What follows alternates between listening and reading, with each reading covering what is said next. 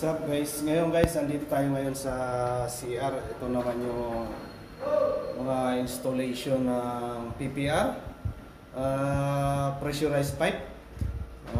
Ginagamit kadalasan to sa mga water heater, yung pressurized pipe PPR.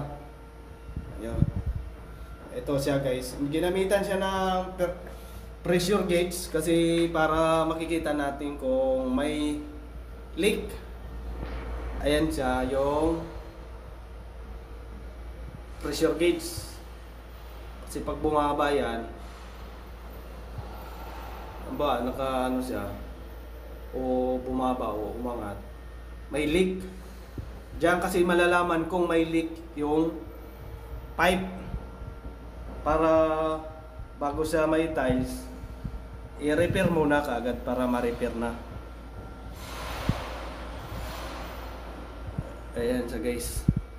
Ito naman yung ball valve. Tawag natin dito ay ball valve. May bula-bula yan dito sa loob. Ito naman yung end cap siya. End cap na may thread.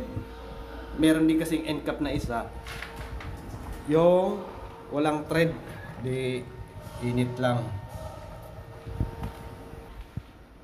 So ayun guys, ito naman yung tinatawag natin na fusion machine. Ayun o, fusion machine. Para ito sa mga PPR. Para maidugtong yung PPR, iinitin muna nito. May sukat-sukat din to. Di media, 3/4, di 1, di 2, 1 media. Ganon siya. Ito yung fusion machine. Init yan. So ayun guys, bye bye guys, at magtatrabaho muna ako, no? At God bless sa ating lahat.